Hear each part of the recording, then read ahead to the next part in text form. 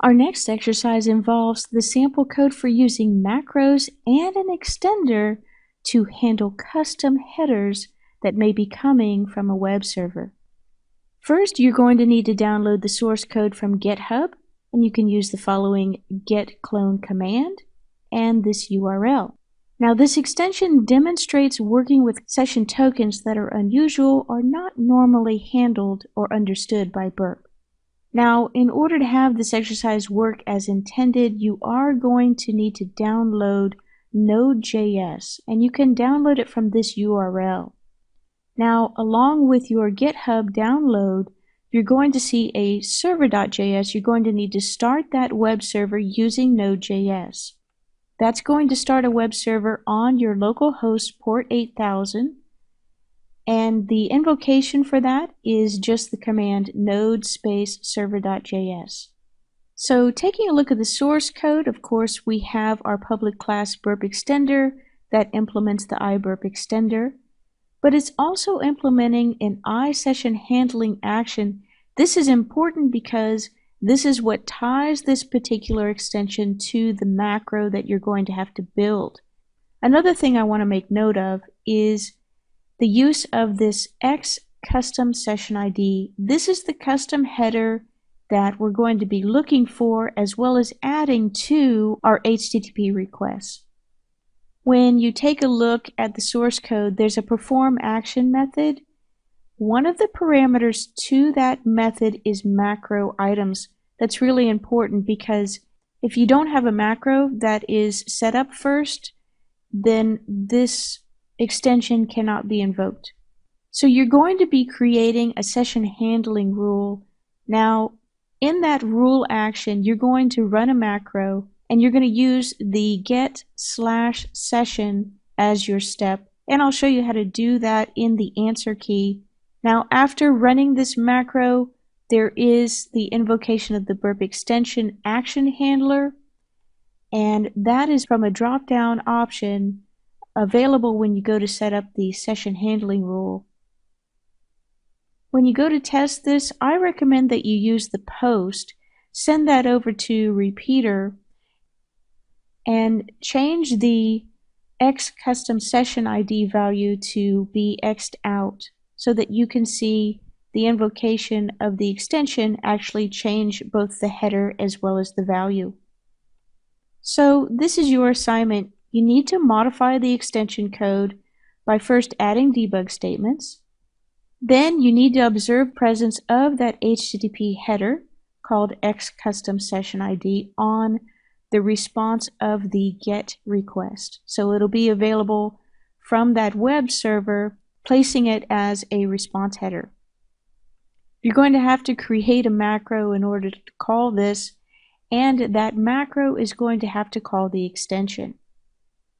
I recommend that you use the GET as the request, and also you're going to have to look at the response of that GET and identify a custom parameter being named that particular header. So hopefully you've tried your hand at this exercise. This will be the answer key for exercise 2 with custom header tokens. We're going to look at the source code and the debug statements placed in there.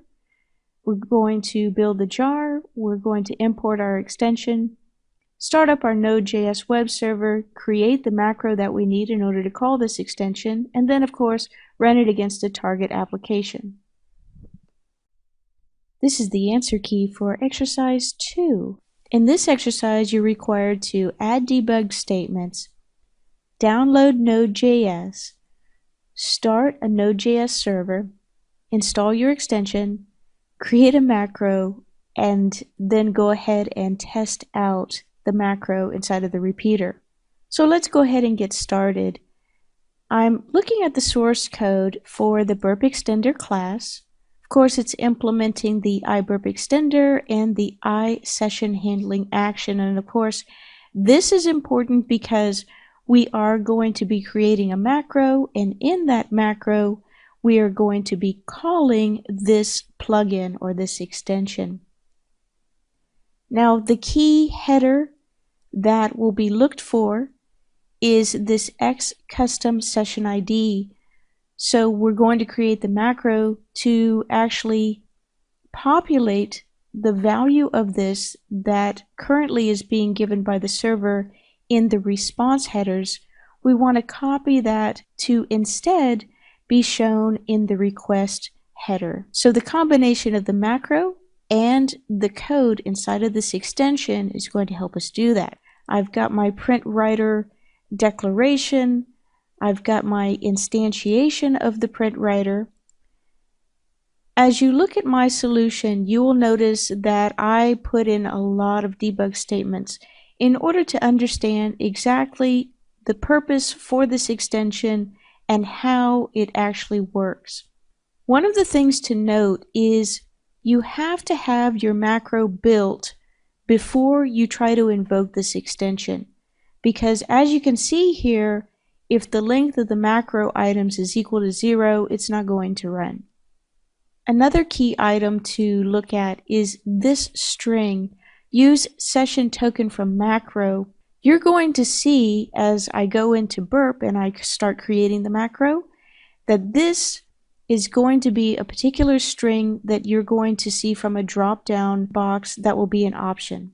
So I'll show that to you in just a moment. You'll see I've got a bunch of debug statements here about when I actually find that particular custom header. Now, stepping back for just a moment, the purpose of this macro and extension combination is, let's say that you are pen testing a web application that has some sort of custom header, and you need to be able to handle that header. And it's not something that you can just grab using, say, Sequencer or Intruder. You actually need to have that header available, and maybe you'd like to put it into requests in order to manipulate it in some other way or analyze it in some other way. So they're showing you here this X custom session ID, but realize that this could be anything. This could be OAuth token inside of an authorization header, just as an example. So from here, let's go ahead and build our custom extension and install it into Burp. So here's my command to create the jar file. Now, before I take the next step, it's very important that you go ahead and start the node server. Now, in the demos.zip that I provide, there is a folder that is directly from the GitHub download that's called Example Custom Session Tokens. Inside of there, there's a folder called Server.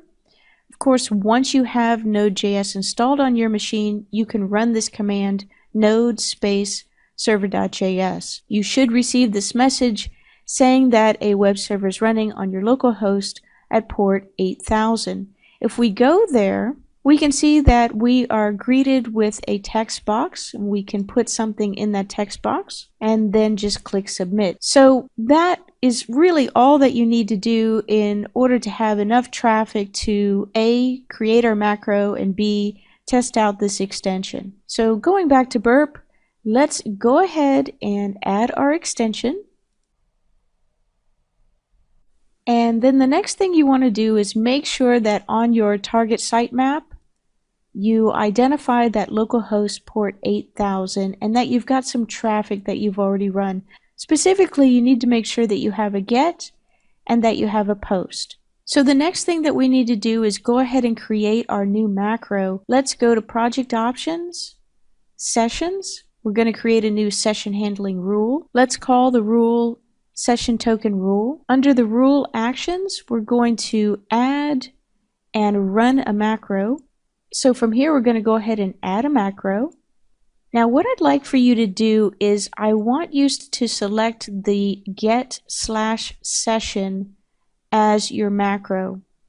If you take a look at that and go to the response tab, you will see that customized header. So in essence, what we want to do is we want to take what is currently being populated in the response and we want to add it to our request. So go ahead and select that. Let's name our macro getToken. We do need to make a configuration. So under the custom parameter locations in the response, click Add. We're going to add a parameter name of the custom header, Inside of the response, I would like for you to highlight all the way up to the colon the name of that header, xcustom session ID, and click OK, and click OK. Now, very important, make sure you scroll all the way down. There's a box here. It says, after running the macro, invoke a burp extension action handler. Check this box and select that string that I pointed out in the source code. Use session token from macro. Click OK. And now let's go to the scope. I just want to test this inside of the repeater. And I want to include what I've defined in my target tab. Click OK, and I think we're ready. Now I'd like you to go to the proxy tab, and I would like for you to send any of these post messages. This is after you submit the form, it's submitted as a post. So go ahead and send one of these over to Repeater. And what you'll notice is there is a header here that is not actually the one from the response. So the one from the response is capitalized here and here. What we can do in order to verify that this extension and the macro is actually working properly is let's go ahead and modify this value. So go to headers and click in the box and just X out what's there. And now you can see that it's X'd out. So when I click go, I should see the name of this header change and the value of the X's to be replaced by the actual session ID that was placed on the response. And I certainly do. So now the appropriate header is there and the number shows properly that was shown on the GET response. If I wanted to test this with the sessions tracer, I could more easily see what actually got invoked. So let's go ahead and do that. Let's open up the sessions tracer and we'll go back to the repeater. Let's change the headers again and let's go ahead and click go. And now open the sessions tracer and you can see that we have our session token rule that was invoked. It is calling a macro and it's using the extension. So that means it goes inside of the code of the extension in order to populate the request with that custom header. So hopefully your confidence is building as we go through these exercises and you're learning a lot.